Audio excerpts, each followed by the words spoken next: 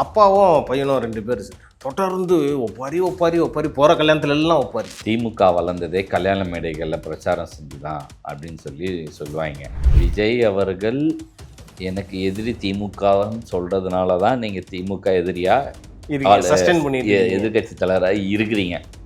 இல்லைனா அதுவும் இல்லாமல் போயிடும். அமமுகவில் அவர் இப்போ விட்டால் வாய்ப்பு எப்பவும் கிடைக்காதுன்னு முதல் ஆளாக வந்தார். அந்த மாதிரி இருக்கிறவங்க அவங்க வராங்க. அதை நீங்கள் எப்படியே குதிரை பேருன்னு சொல்ல முடியாது. யார் முன்னாடி போய் தொண்டு போடுற ரேஸில் ஓடிட்டு இருக்கு. ஓகே, இதை வேணா குதிரை ரேஸு சொல்லுங்க. என்ன குதிரை பந்தயம், குதிரை வேகம்னு சொல்லுங்க. ஆனால் குதிரை பேருன்னு சொல்லாதீங்க. நாள் அமைச்சர் அவர் மேலே புகாரில் வந்து அவர் பேர் அடிபட்டிருக்கு. அந்த மோசடி புகாரில் வேலை வாங்கி தரதா அவரோட பிஏ நினைக்கிறார், இளஞ்செல்லின்றவர். பார்த்தீங்களா? அவங்க பிஏ மூலியமாக தான் கரெக்டாக பண்ணுவாங்க. கேட்டால் பிஏவே தெரிலன்றவாங்க. ஒருத்தங்க காசு திருப்பி கொடுத்துட்டோன்றவாங்க. சரி, இதை தான் கட் பண்ணி பண்ணுறேன்னு சொல்லி இந்த ஆட்சியில் முதலமைச்சர் முடிவெடுத்து பண்ணுறாரு. அமைச்சர் சரத்குமார் மேலே அந்த ஒரு விமர்சனம் போய்கிட்டு இருக்கு, இந்த மாத்திரையை பயன்படுத்தினார்ன்றது.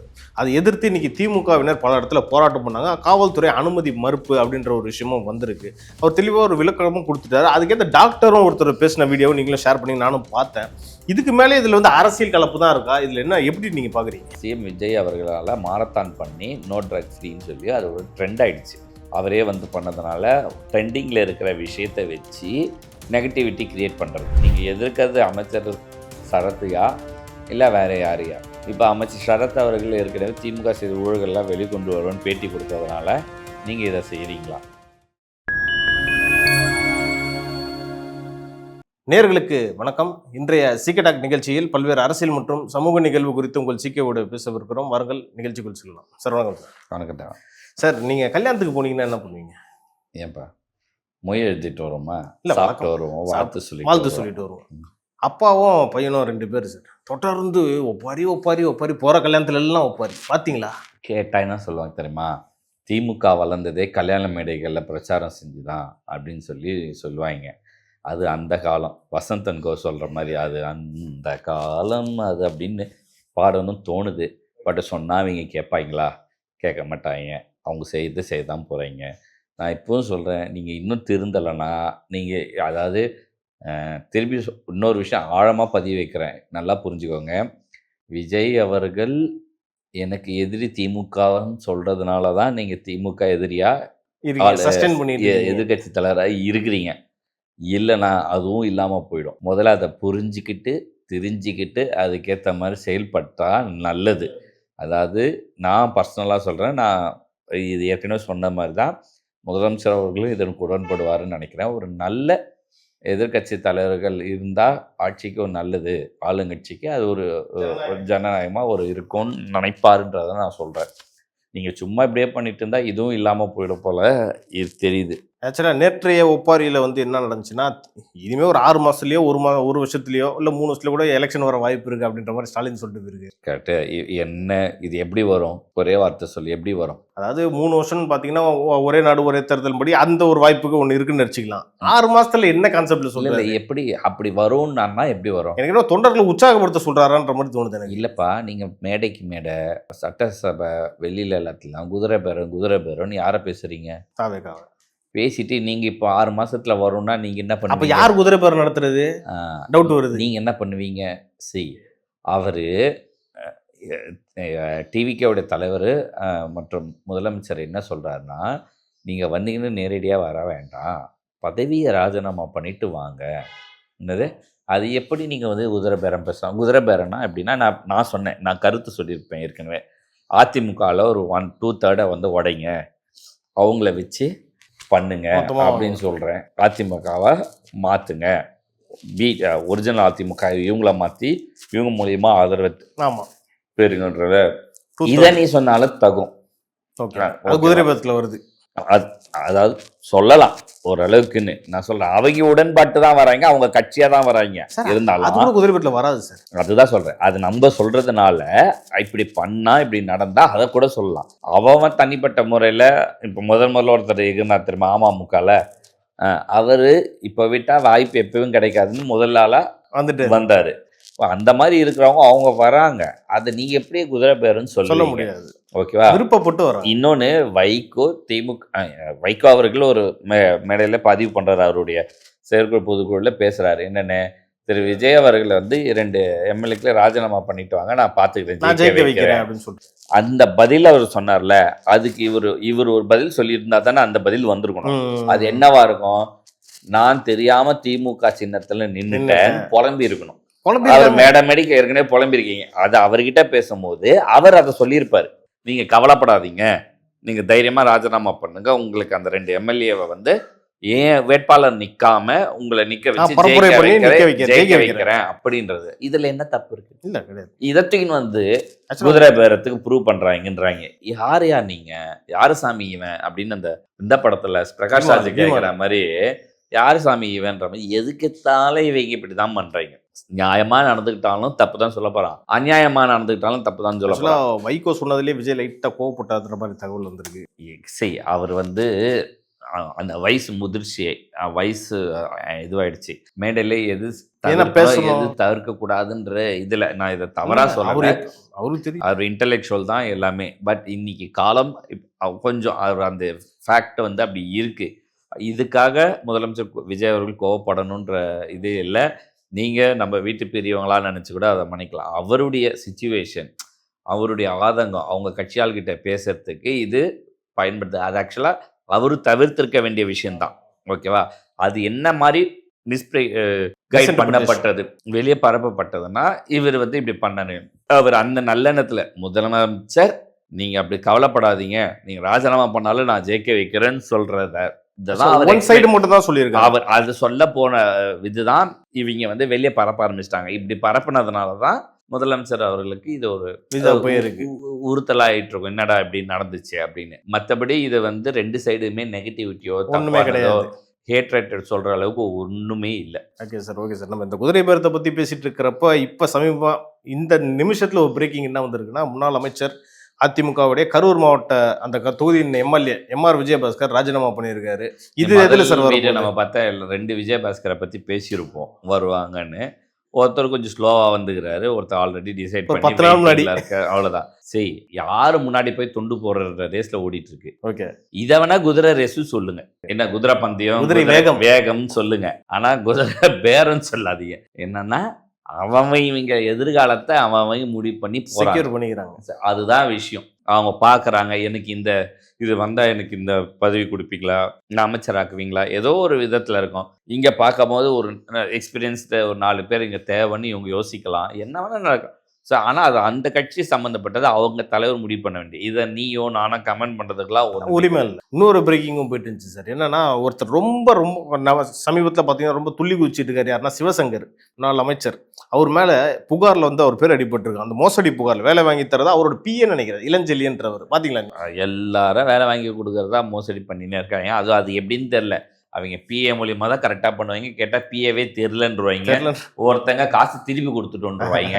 இது என்ன கதைன்னே தெரியல. சரி, இதை தான் கட் பண்ணி பண்ணுறேன்னு சொல்லி இந்த ஆட்சியில் முதலமைச்சர் முடிவெடுத்து பண்ணுறாரு. அது சொன்னதில் தெளிவு என்னன்னா, நானும் வாங்க மாட்டேன், என் கூட இருக்கணும் வாங்கக்கூடாது, வாங்கினவனையும் விட மாட்டோம். ஸோ இது எல்லாமே அதுக்குள்ள அடங்கும். ஸோ நீங்கள் இதை வந்து பெருசாக எடுத்துக்க தேவையில்லை. சோழி முடிஞ்சிச்சு. சிவசங்கருக்கு முதல்ல ஒரு ஆக்டிங் மினிஸ்டராக தான் இருந்தார், புரியுதா? செந்தில் பாலாஜி இயக்குனாரு, அதனாலதான் அதே ஸ்டைல் இங்கேயும் நடந்திருக்கு. புரியுதா? அவருடைய இன்ஸ்பிரேஷனை அவர் தான் இயக்குனாரா யாருக்கு தெரியும்? நம்ம பாட்டு சொல்லிட்டா ஆதாரம் இல்லாம சொல்லிட்டாருப்பா அப்படின்னு சொல்லி நம்ம மேல ஏதாவது சொல்றாங்க. ஆனா நான் காமிக்கிறேன், மக்கள் முடிவு பண்ணிக்கோங்க. அண்ணன் செந்தில் பாலாஜி பிஏ வேலை வாய்ப்புக்கு பணம் பெற்றார், அப்படியே திருப்பி கொடுத்தார். அண்ணன் சிவசங்கர் அவர்கள் பிஏ பணம் பெற்றார், அது எனக்கு தெரியாதுன்னு சொல்லிட்டாரு. இந்த 2த்துக்கும் மினிஸ்டரா இருந்த சிவசங்கர், அதாவது செந்தில் பாலாஜி அரெஸ்ட் பண்ணியிருந்த நேரத்தில் ஆக்டிங் மினிஸ்டரா இருந்தவர் தான் சிவசங்கர். அது மொத்தத்தை அவருக்கு பின்னிருந்து இயக்குனவர்லாம் கரூர்காரர்னு பல பேர் சொல்லியிருந்தாங்க. அதுக்கும் இதுக்கும் சம்பந்தம் இருக்காங்க, மக்கள் முடிவு பண்ணி. ஏற்கனவே அந்த ரோடு போட்ட அந்த கான்ட்ராக்ட்ல கூட போடாத ரோட்டுக்கு கான்ட்ராக்ட் எடுத்தது பின்னாடிலேயே செந்தில் பாலாஜி இருக்கிறதாவும் ஒரு குற்றச்சாட்டு வந்துச்சு. செந்தில் பாலாஜில வேலு வந்து செந்தில் பாலாஜி கிட்ட கேட்டிருக்காரா இல்லை அவருக்கு செட்டில்மெண்ட்டுக்காக அவர் வேலை பார்த்தாரான்னு நமக்கு தெரியல. எல்லாம் களவாணிங்க கூட்டு களவாணியான்றது போத்து பாருங்க. சரி சார், முந்தானத்து கேட்கணும்னு நினைச்சேன். இந்த அரசகுமார் அரெஸ்ட் பண்ணாங்க பார்த்தீங்களா? ஆமாம், அதாவது 2019லயோ 20லயோ வந்து பிஜேபியிலேருந்து ஆமா, திமுக விலகுனாரு. செஞ்சாரு. அதுக்கு முன்னாடி அதாவது அவர் பேசுகிறத டிபேட்ஸ்லலாம் வேற மாதிரி பேசினப்ப அதுக்கப்புறம் அப்படியே பேசுறாரு. என்னடா காரணம் இல்லாமல் இந்த இது எங்கே போகுதுன்னு பார்த்தா இப்போ தான் தெரியுது. ஓகேவா? ஓகே. பூனைக்குட்டி வெளியே ஆனால் வந்துருச்சு. இதை நான் என்ன பார்க்க போறேன்னா, இதை அரசகுமார் மேலேயே பலியாடாக்கி முன்னாள் அமைச்சரை காப்பாற்ற பார்க்குறாங்களான்ற ஒரு டவுட் எனக்கு வருது. ஓகேவா? 1. 2வது இந்த இதுக்கு மாத்திட்டாங்க, பணம் பெற்றார்கள் அப்படின்னு வந்து ஒருத்தர் வந்து பதிவு பண்ணாரு. அவர் மேல ஏகப்பட்ட அலிகேஷன் திமுக சார்புல இருந்து பேசுறவங்கலாம் விட்டாய்ங்க. இப்போ அரசகுமார் இவ்வளோ வாங்கியிருக்காருன்னு ப்ரூவ் ஆயிருக்குல்ல. இதுக்கு திமுக என்ன சொல்லப் போகுது? அவங்க ஆட்சி காலத்துல தானே நடந்தது. இப்போ இப்படி ஒண்ணு நடந்தது. உங்களுக்கு சம்மந்தம் இல்ல. உங்க கட்சி ஆள் தான் அவரு. ஓகே. சம்மந்தம் இல்லன்னு சொல்ல முடியாது.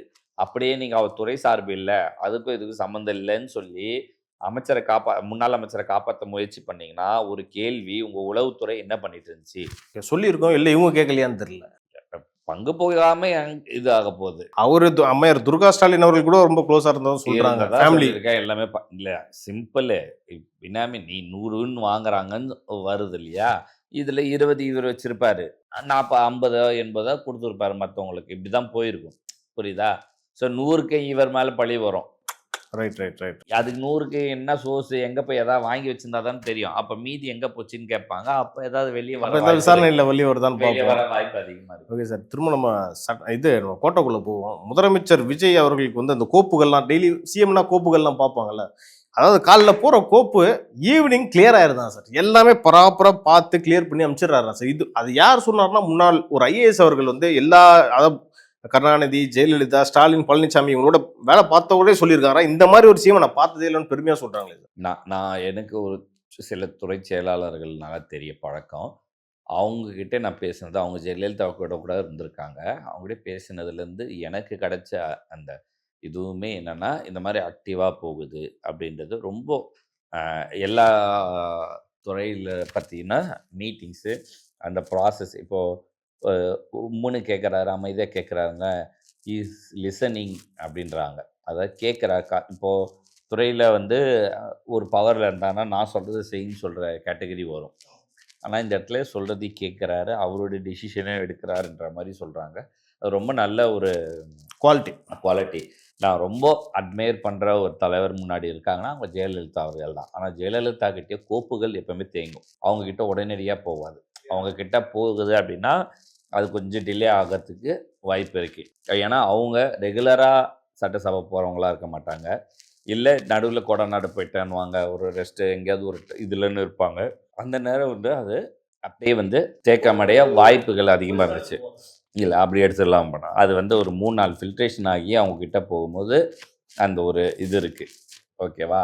அதில் ஏதாவது எமர்ஜென்சி அப்படின்றத யாராவது சசிகலா அவர்களுக்கு பிடிச்சி சேர்ந்து பேசினாலோ அது நடந்தாலும் அது சில இதெல்லாம் மூவ் ஆகும். கோப்புகள் கொஞ்சம் டிலே அப்படின்றது அதாவது இருக்குல்லே பெஸ்ட்டாக நான் பார்க்குறேன். அவங்க இது வரைக்கும் ஆண்டவங்களில் அவங்களுக்கு அந்த ஒரு லேக் இருக்குது. அந்த லேக் கூட இந்த சிஎம் கிட்ட இல்லை. ஸோ அப்போ அந்த பெஸ்ட்டுக்கும் ஒரு பெஸ்ட்டாக ஒருத்தர் இருக்கிறாரு அப்படி இப்போ இருக்கிறத நம்ம பார்க்குறோன்றதை நம்ம இங்கே புரிஞ்சுக்கலாம் சார். Okay sir. இறுதியாக ஒரு கேள்வி சார். திரு விஜய் அவர்கள் ஒரு வாக்குறுதி கொடுத்திருந்தாரு. தாவேக ஆட்சிக்கு வந்தால் பெண்கள் எல்லாமே எல்லா அரசு பேருந்துலையுமே இலவசமாக பயணிக்கலாம்னு சொல்கிறாங்க. அது இப்போ பரிசீலனையில் இருக்குன்றாங்களே சார். இது வந்து மகளிருக்கு இன்னொரு கூடுதல் மகிழ்ச்சியை கொடுக்கும்னு நினைக்கிறேன். நல்ல விஷயங்கள் தான். நான் முதலமைச்சருக்கு ஒரு இது மூலயமா வேண்டுகோள் வைக்கிறது என்னென்னா, மற்ற நலத்திட்ட உதவிகள் யார் யாருக்கு வேணுன்றவங்களோ நிதர்சனமாக ஒரு சர்வே எடுத்து ரிப்போர்ட் எடுத்து அதை பேஸ் பண்ணி கொஞ்சம் இம்ப்ளிமெண்ட் பண்ணால் தமிழ்நாட்டினுடைய கடன் பிரச்சனைகள்லேருந்தும் கொஞ்சம் நமக்கு ரிலீஃபுக்கு கிடைக்கும். ஆக்கப்பூர்வமான மற்ற செயல் திட்டங்களுக்கு நம்ம செயல்படுத்தவும் யூஸ் ஆகும். அதே போல் நான் இன்னொரு வேண்டுகோள் வைக்கிறேன். நேஷ்னல் ஹைவே, ஸ்டேட் ஹைவேலாம் ஒரு ரோடு போட்டால் ஒரு 30 வருஷத்துலேருந்து 40 வருஷம் மெயின்டைன் நல்லா இருக்கணுன்றது கண்டிஷன் இருக்கும்போது, உள்ளூர் உள்ளே போகிற ரோடுக்கு மட்டும் எப்படி 3 வருஷம் 2 வருஷத்தில் டேமேஜ் ஆகி வருது அப்படின்னு இதுக்கு ஆகாமல் இருக்கிறதுக்கு ஏற்கனவே போட்டது சைதை துரைசாமி அவர் மேயராக இருக்கும்போது ரொம்ப அருமையாக போட்டிருந்தாங்க. ஸோ இந்த மாதிரியான நூக் அண்ட் கார்னர் விஷயத்தை கொஞ்சம் பரிசீலித்து ஒரு தடவை ஒரு ரோடு போட்டதாக இருக்கணும். ரோட் கட்டிங்கிற ப்ராசஸ் வந்து ரொம்ப ஸ்ட்ரிக்டாக இருக்கணும். அப்படி பண்ணாங்கன்னா அதை பழைய ரோடு சிஸ்டத்தில் பண்ண வேண்டியது அந்த யாருக்காக செய்கிறோமோ அவங்களுடைய கடமையாக இருக்கணும். அதை ஜிபிஎஸ் ஃபோட்டோ எடுத்து ஆப்பில் அந்த ஃபைல் அவங்க அப்ளை பண்ண ஃபைல்ஸ்லேயே வந்து அப்லோடுன்றத காட்டணும் அப்படின்றத கொஞ்சம் ஸ்ட்ரிக்டாக பண்ணால் ரோடுகளுக்காக நம்ம பண்ணுற வீண் விரயங்கள் வந்து கம்மியாக தவிர்க்கப்படும் அப்படின்னு நான் நினைக்கிறேன். ஏன்னா இப்போ ஃபாரின்லலாம் நல்லா விட்டமின்லாம் வந்து ஒரு பேக்லேயே வரும். நீ எடுத்துகிட்டு போய் கொட்டிட்டு ஒரு சின்ன எர்த்ராமர் இருக்கும், அழகாக மேலே வச்சு அமுக்குனா ரோலர் மாதிரியே ஆகிடும். ஏன்னா சின்ன சின்ன இடத்துக்கு பெரிய ரோடு போகும்போது தான் அந்த பெரிய பெரிய மிஷின்லாம் தேவை.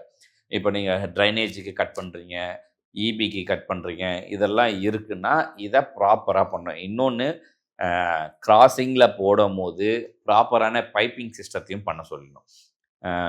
நாளைக்கு அது டேமேஜ் ஆச்சுன்னு திருப்பி அதை மாற்றத்துக்கு ஏதோ திருப்பிடணுன்றது மாதிரிலாம் இல்லாமல் ப்ராப்பரான பைப்பிங் சிஸ்டமோட வைக்கிறது வந்து என்ஷூர் பண்ணணுன்றதை நான் சார். இது வந்து பொதுப்பணித்துறை அமைச்சர்கள்லாம் தாண்டி இது முழுக்க அதிகாரிகள் சம்மந்தப்பட்ட விஷயம் இல்லை சார். அவங்கள ஹேண்டில் பண்ணுறது கொஞ்சம் கஷ்டமா சார்? எப்பவுமே பிடபிள்யூடி அதிகாரிகளை ஹேண்டில் பண்ணுறது கஷ்டம்தான். நான் சொல்கிறேன், இப்போ ஜிபிஎஸ் ஃபோட்டோ சிஸ்டம்னு கொண்டு வந்தோன்னா அது ஈஸியாக ஹேண்டில் பண்ணிடலான்ற. இப்போது நான் தான் சொல்கிறேன்னா, இப்போ இந்த நம்ம ஒரு இடத்த நம்ம ஆஃபீஸ் ரோடு முனையில் இப்போ நம்ம பார்க்குறோம், இந்த இடத்துல நோண்டினது நான் பார்த்தேன். இப்போ 2 இடத்துல ஒரு இதாக மூடியிருந்தாங்க, ஒன்று மூடலன்னு. இப்போ அந்த மூடியிருந்ததும் ப்ராப்பராக பண்ணல, அது பள்ளம், அதாவது காங்கிரீட்டில். ஸோ அந்த சிஸ்டம் வந்து கொஞ்சம் ஸ்ட்ராங்காக பண்ணணும்.